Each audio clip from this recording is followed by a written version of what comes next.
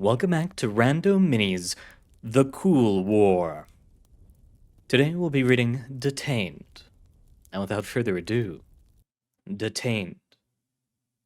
Agent Green walked down the street, a styrofoam cup of tea in one hand and a glowing cigarette in the other. Endless crowds of people flowed around him, occasionally bumping his arms or legs. Green moved to the right, turning down a secluded alleyway. Go straight, turn left, go straight, turn right, turn left, go straight, turn left. Agent Green found himself in front of Safe House 53. Safe House 53, from the outside, appeared to be an abandoned tailor's shop. The storefront windows showed a small room, dust-coating mannequins wearing antique dresses and suits.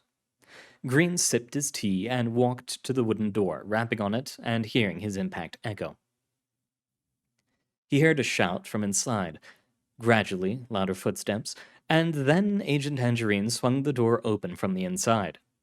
Tangerine was standing 2 steps down, wearing a blue and orange Hawaiian shirt. The door did not, in fact, lead into the abandoned tailor's shop, but into a basement level below. You gotta give up the smokescreen. Nothing keeps you warmer, and let's face it, something else is going to kill me before these do. Tangerine shrugged half-heartedly, walking back down the stairwell.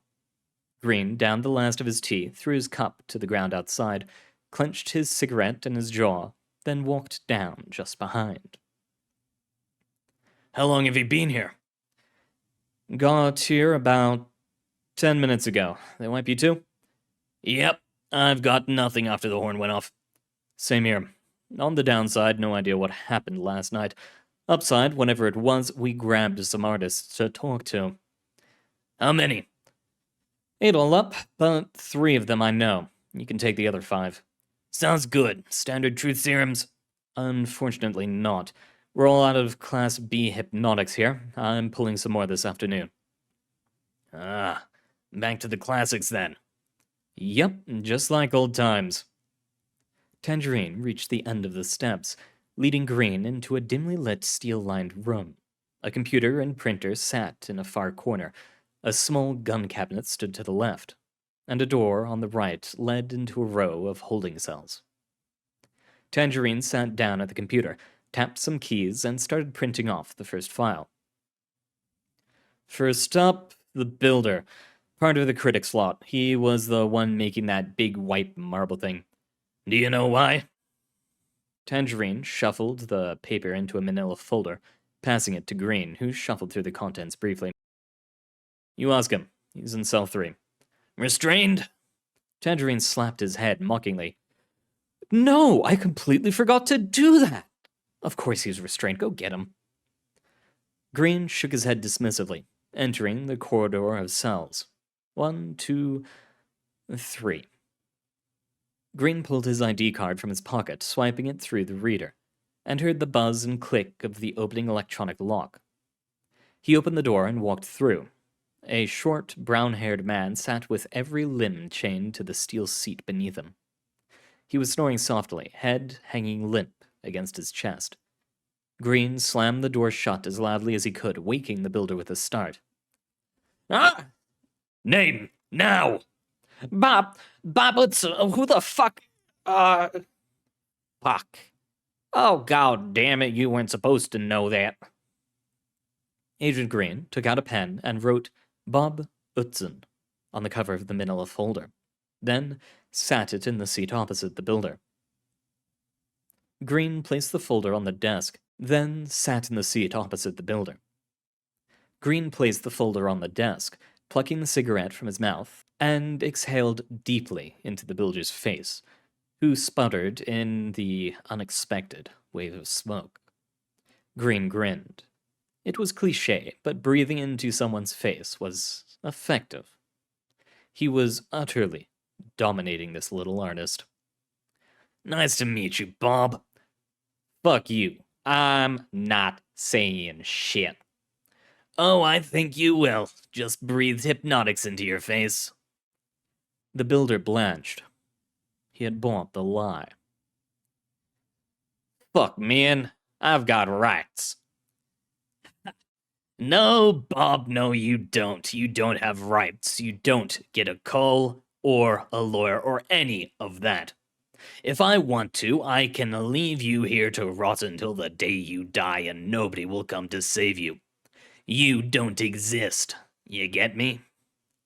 The builder remained silent. Now, Bob, the last thing you remember is a big honking sound, right? The builder remained silent, the sides of his mouth betraying his fear. Bob, listen. You can tell me this now, or we can just wait until the muscle relaxants kick in. But if we wait until then, maybe your body goes limp, or your jaw goes numb, or you bite your tongue off.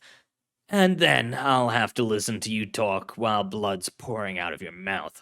I might mishear you. It just makes it awkward.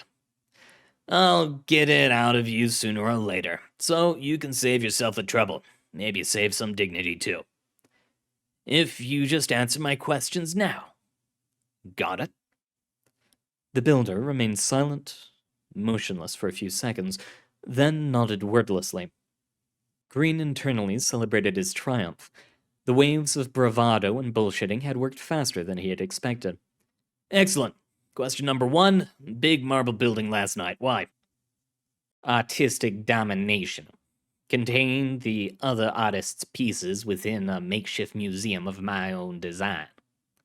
We've destroyed your piece. Is it anomalous in any other way? The builder sneered at the demolition of his work, but contained his anger. It shouldn't be. No, it's harmless. Fantastic. Next up, the current location of the critic. No idea. He messages us when there's a meeting. If you could give me my phone, I could...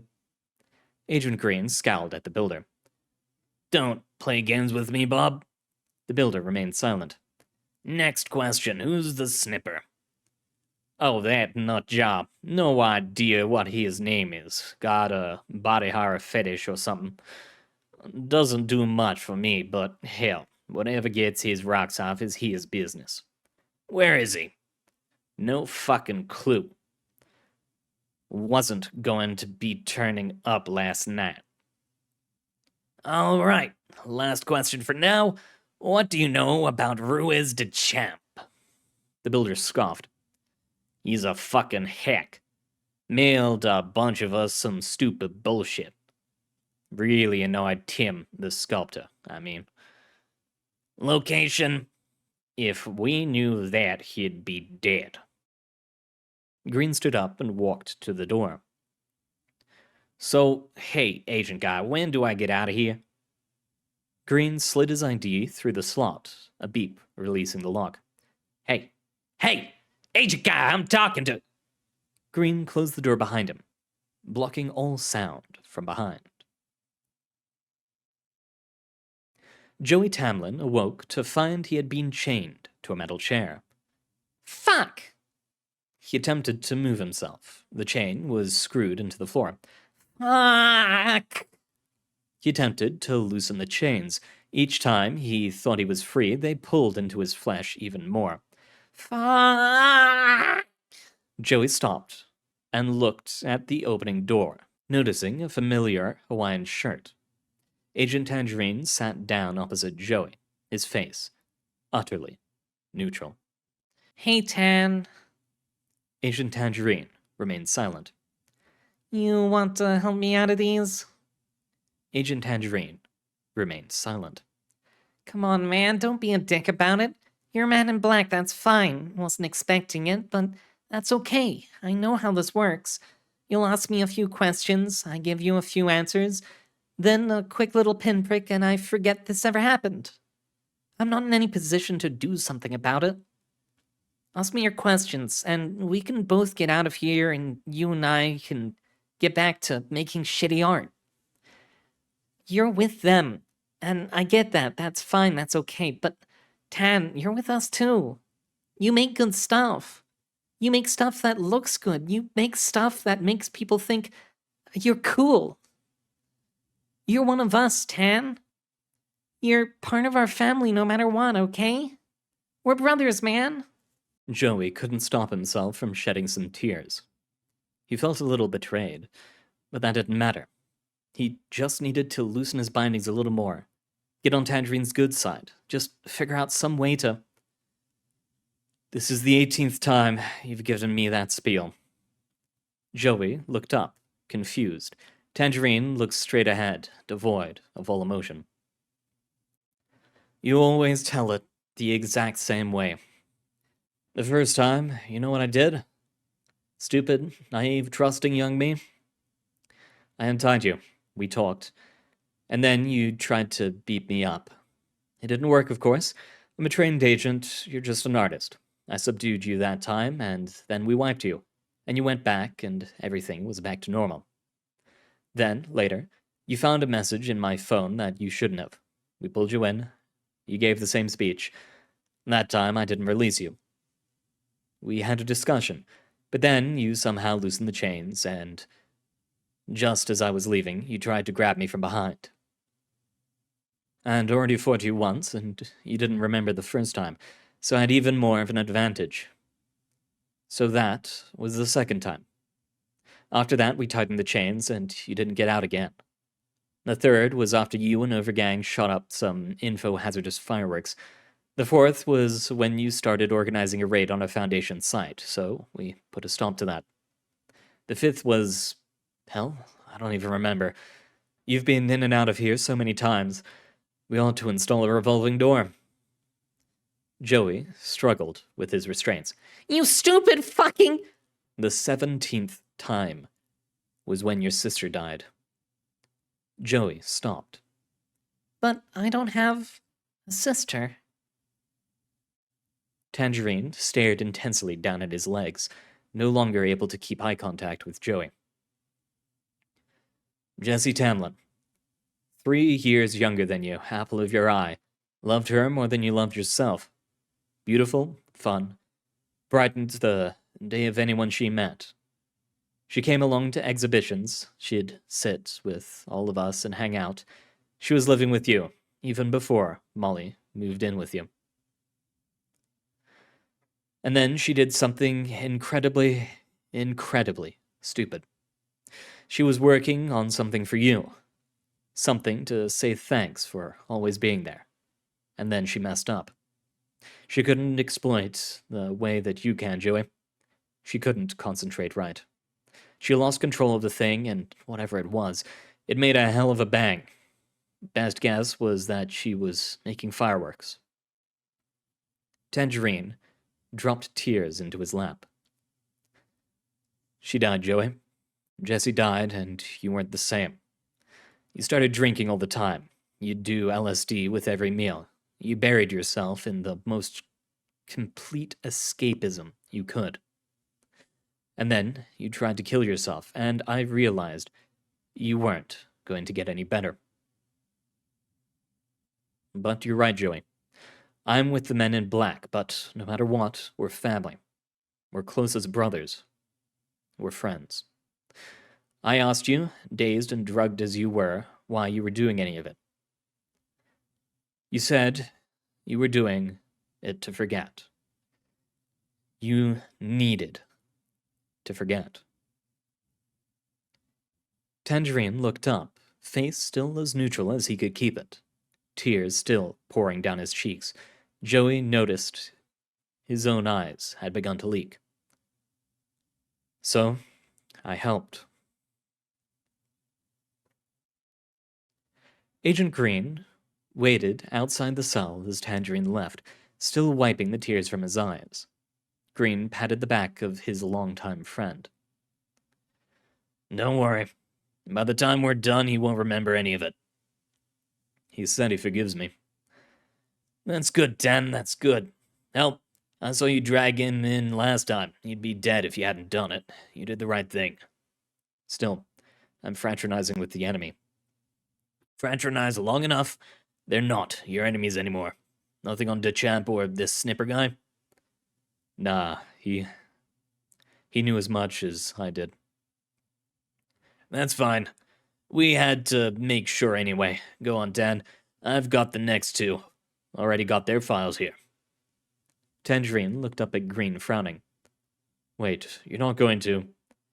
Hey, we can't afford to wait till we get those drugs in.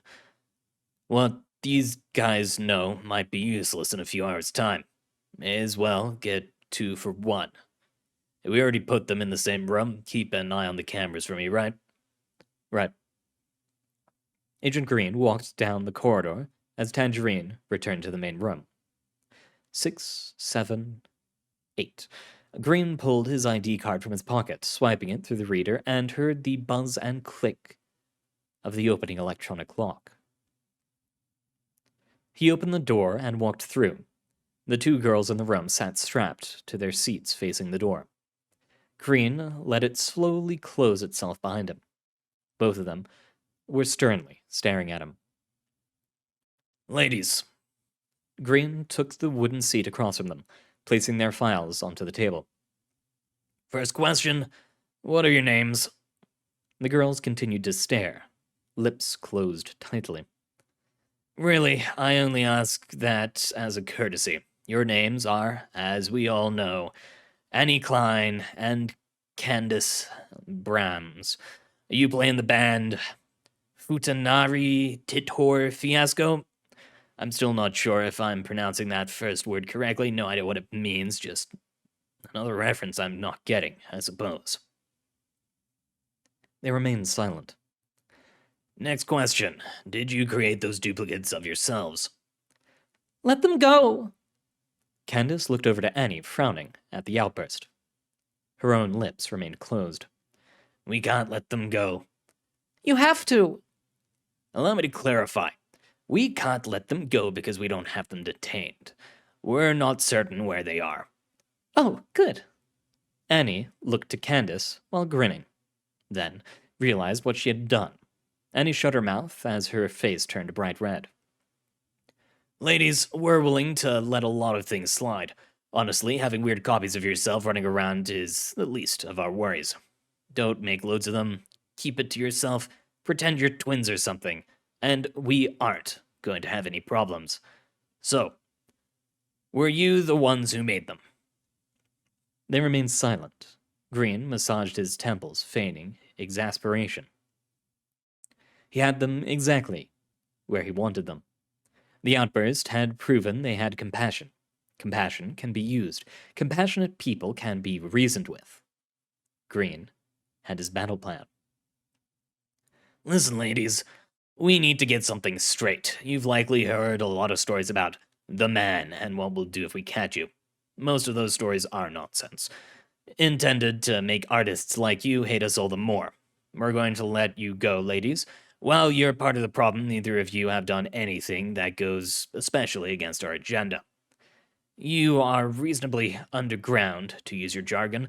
You're quiet about the things you do. You maintain some semblance of normalcy, and really, that's all we give a damn about. Hell, if all artists were like you, I'd have no problems at all.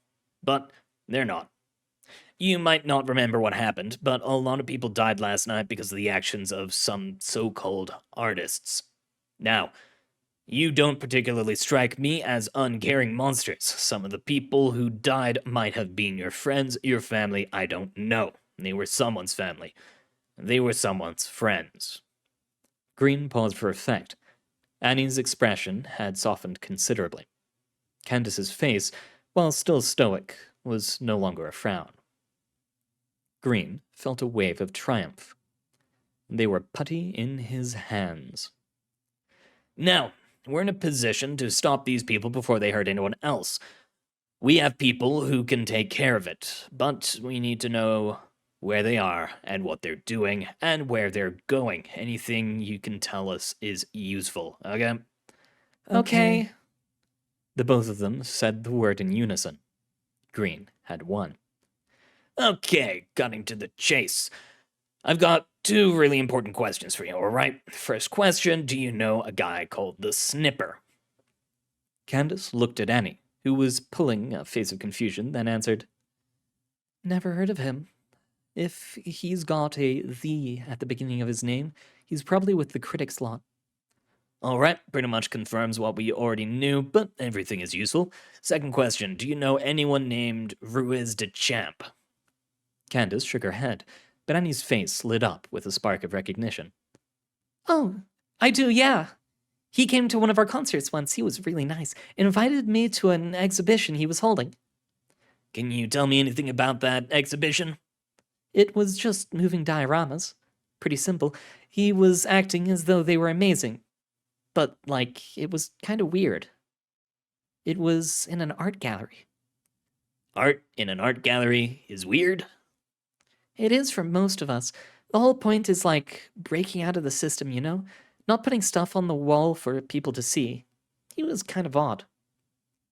Agent Green took down a note on his papers. Search art galleries. That's very useful. Thanks very much, ladies. Sorry about chaining you to chairs and everything. Candace remained silent. Annie grinned back at him. No, it's fine. Actually, I'm kind of into this. Green blushed slightly as he made his way out of the room. Overgang Dude awoke to find he had been chained to a metal chair. Fuck. He attempted to move himself. The chair was screwed into the floor. Fuck! He attempted to loosen the chains. Each time he thought he was free, they pulled into his flesh, even more. Fuck! Overgang stopped and looked at the opening door, noticing a familiar Hawaiian shirt. Agent Tangerine sat down opposite Overgang, his face utterly neutral. Fuck! I did not see that coming. You didn't see it last time either. Damn, Tan, how many times have I been in here? This makes 6. Shit. What did I do the other times? All sorts of stuff, mostly minor. And just remind me, what did I do this time? Tangerine sighed. I'm not cleared to know, actually, and it's been wiped from all our minds. Downside of working for the man. But I think you helped. That's good, at least. Hey, is this going to take long? I was going to meet a girl, you know? Plans and so forth. You'll be out of here as soon as we get amnestics in, probably this afternoon. All right, cool. You're taking this calmly. Overgang shrugged. It's just the way it is. I get that it's nothing personal, it's your job, whatever, but we're still friends. I know I'm in good hands, Tan. I trust you. Tangerine's stomach crawled with guilt. Agent Green was waiting, again, outside of Tangerine's door. Nothing. Nothing, but like I said, I wasn't expecting anything. I know as much as they do. All right, back on cameras. The painter's up next. Got it. Agent Tangerine walked down the corridor as Tangerine returned to the main room. 11, 12, 13. Green pulled his ID card from his pocket, swiping it through the reader, and heard the buzz and click of the opening electronic lock. The painter sat and stared at the door. About bloody time. I've been sitting here for a fucking age. Ask me the questions and kick me out of here, bitch. Agent Green formulated a plan immediately, and that plan composed of punching the painter in the face until he learned some respect. He took that urge and repressed it, then wondered why he was repressing it. His subject was a pampered, impatient, spoiled artist. He'd likely be very receptive to physical assault. Time to put the pain back in painter. Green pulled his fist back and drove it sharply into the side of the painter's jaw. The painter jerked in his restraints, unable to defend himself. He shook his head, then spat out a dislodged tooth, face contorted in incredulous anger. Did you just fucking punch me? Shut up, or I'll do it again. You fucking... Green relished the feeling of his knuckles against the painter's jaw. He spat out another tooth, then adopted the appearance of a scalded puppy, if a scalded puppy had been punched in the face twice and looked like a person. Shut up. The painter whimpered. Green raised his fist again, enjoying the response of further discomfort. 2 questions. Number 1. What do you know about the snipper? He's a fucking lunatic. Don't know more than that. The painter spat out a mouthful of blood. 2. What do you know about Ruiz the Champ? fucking asshole deserves what's coming to him. Do you know where either of them are or might be? I don't know. Green raised his fist. I don't know, I swear, I don't know shit. The painter sputtered blood all over the table. Green turned around to leave. Yeah, you walk away, you bitch. Green turned in a fluid motion, whacked his fist against the side of the painter's skull, and left him hanging limp in his restraints. Melanoma, the arsehole of existence, awoke to find she had been chained to a metal chair. Fuck! She attempted to move herself. The chair was screwed into the floor. Fuck! Bitch! Fucking! Fuck! Busting! Cut laser! Fuck! She attempted to loosen the chains. Each time she thought she was free, they pulled into her flesh even more. Cocksucking bitch! Tits whore! Cunt! Fucking granny bang! Yeah! Fuck! Tits like and spread! Arsehole stopped and looked at the opening door, noticing a familiar Hawaiian shirt. Fucking fuck! Cunt! Bitch! Crack sniffing! Dog fucking man whore, you snake scurrying sarsaparilla sculling suck fucking scum of a seahorse. Fuck you, you cunt stabbing tiny dick, cisgendered automobile fucking bitch licking shit eating piss guzzling cola tugging. Agent Tangerine closed the door without entering. You didn't even go in that time. We're getting nothing out of her until she's sedated, trust me. All right. You'd know better than I would. Last one, then? Last one, all yours. Agent Green walked down the corridor as Tangerine returned to the main room. 21, 22, 23. Green pulled his ID card from his pocket, swiped it through the reader, and heard the buzz and click of the opening electronic lock. Rita Summers sat chained to the chair, her long black dress dangling over the curtains. She was avidly staring at her lap. Green moved and sat down across from her. Miss Rita Summers. That's me. I'd like to ask you some questions. I'd not like to answer them. Rita continued staring at her lap. Green tapped his fingers impatiently on the table. Miss Summers, I've read your file. 2 years until you finish school. Perfect scores in every test. You're smart. Hell, under different circumstances, we'd be offering you a job.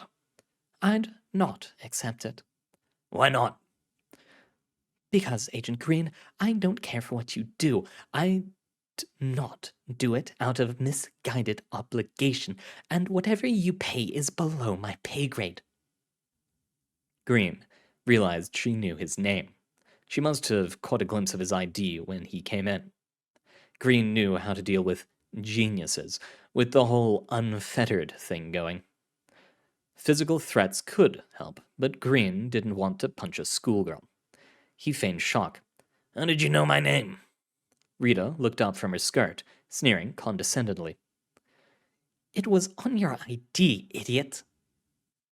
Green, continuing the charade, moved uncomfortably in his seat, brushing an errant itch on his neck.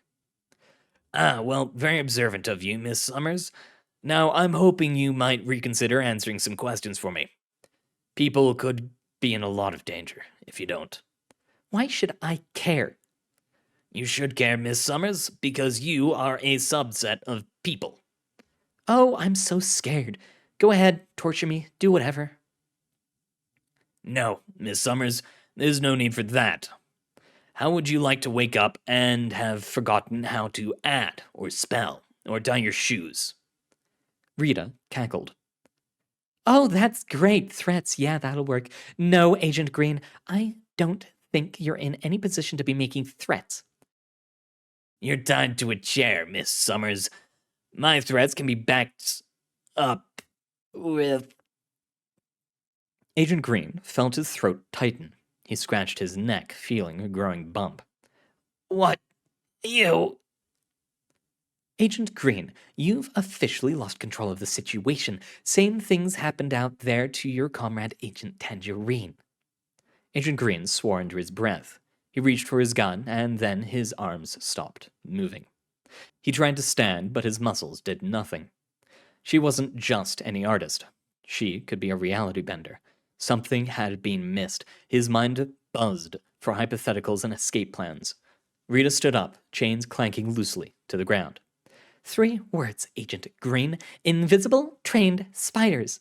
You've been injected with a paralytic. You should be able to move in a few hours. No long-term effects. I'm not a monster. Rita reached into Green's pocket and pulled out his ID card. I could lock you and Agent Tangerine in here if I wanted. No ID, nobody knowing this happened. You'd slowly starve to death. But I won't do that because, hell, imprisoning people against their will? Kind of a dick move. What kind of person would do something like that? Rita walked to the door, buzzing the lock open and leaving it ajar. I'll be taking my leave now. Rita walked down the corridor confidently, brushing down her crumpled black dress. She slid the card through every reader she passed, flinging the doors open one by one and checking inside. The first person she saw was planet killing, fuck sucking. Oi, I'm here to get you out. Oh, Rita, hurry up then. Invisible spiders gnawed the chains off with acidic venom. All right, where the fuck is Tan? I've got to beat the shit out of that backstabbing asshole. No one is beating the shit out of anyone, a-hole. They've been taken care of. The next door had the painter sitting behind it, still unconscious with a bloody mouth. Rita looked to Arsel. They knew what he'd been planning. They knew what he was a part of. They weren't happy. Arsel grinned. Rita sighed. Well, okay, one punch, that's it. Arsel ran towards the painter, driving her fist into his face and breaking his jaw. He woke up screaming from pain. Arsel walked out happily and locked the door behind her. The next person they found was Overgang. Rita grinned. Overgang tilted his head. What, are we breaking out? Is this the thing we're doing? Yep. Well, no complaints here. The restraints fell. Overgang rubbed his wrists with his hands. They moved as a group to the next door. Annie and Candace were chattering behind. Annie turned to the door as it swung open. Oh, hey guys, what's up? I'm breaking everyone out. Wanna come? May as well. It's a bit cramped in here anyway. Their chains clanked down. They moved past the table and joined the group. They continued opening doors until they found cell number 5. Joey, what's wrong? What did they do? Joey Tamlin looked up at the group, tears slowly drying. Do I have a sister? The group of them shared looks of confusion, then apprehension. Overgang walked to the front. Yeah, Joey. Yeah, you did. Tan brought you home one day and told us all to drop the subject. It doesn't take a genius to figure out what happened, now we know who he is. Now's not the time to talk about this, though. We're getting out, and you're coming with us. Arsel shouted from the back. Don't worry, we're gonna beat the shit out of him! Don't listen to her, Joey. Beating the shit out of him is up to you. Joey felt the chains loosen and shook them off. No, Tan helped me. I don't remember, but by the sounds of it, it's better this way. You gonna be okay, man? Yeah, I'm fine. Let's get out of here. Joey walked out the door and joined the small crowd. The corridor was getting somewhat cramped. Rita walked to the next door, swinging it open to see an empty room, and then the next door, finding the builder squirming against his restraints. He looked up at them, hopeful. The group turned to one another, sharing frowns. The builder shouted out in fear. Now, wait! Rita slammed the door shut, shaking her head in disbelief. The group walked out into the main room. Arsel walked over to the gun cabinet, pulling it open and filling the pockets of her jeans with 5 pistols each. Overgang walked over to the computer. Tangerine was sitting immobile at the desk. Sorry, Tan, you're in the way. Overgang moved Tangerine's body to the ground carefully, then sat down and cracked his fingers. Let's see what we're running with. Standard DOS running here. Ha! Joey, you know that game I had messed up last night? Yeah? They've got it in here. Still stuck in your name. Don't know why. Should be funnier when they find the anti-piracy, though. Alright, let's wipe some stuff from their database. Overgang continued clacking the keyboard. Arsol had already run up the stairwell with Rita, Candace, and Joey. Joey walked over to Tangerine's body, sitting it up against the wall. His eyes were open, but whether he was still conscious inside his brain, Joey couldn't tell. I'm sorry about this, Tan. I know you did it for the right reasons, and you're a good friend. But you're still a spy, man. You've been spying on all of us. That's not cool, you know? Tangerine remained silent, having no choice in the matter. We're going to have to move away now, Molly and me. We'll be telling everyone about you. Everyone's going to know your face, Tan. And when they see it, they'll keep their lips shut and walk away. I thought you were one of us, but you weren't. There's no half-assing it. My sister, man, I don't even remember her existing. I don't remember a damn thing. Joey pushed Tangerine's body to the side carelessly. You fucked us over, Tan. And you fucked me over. Joey kicked Tangerine in the stomach. I thought you were one of us. Joey kicked again. I thought you were an artist. Joey kicked higher, expelling the breath from his lungs. I thought you were cool. Joey went to kick again, but Overgang grabbed his arm. We're done here, Joey. Everything they've got on us is gone. Everything's deleted. The records, yeah, but he remembers. They looked at Tangerine's immobile body, Hawaiian shirt crumpled from the impacts. Fuck it. It doesn't matter. Let's get out of here, Joey. We're done. Overgang walked Joey to the stairwell, leaving the body lying still in the dimly lit room. Tangerine cried a single tear before passing out from the pain. The seconds of first starts at the end. The second of seconds trifurcates. The above is split in 7. Less is like the whole. And there we have it.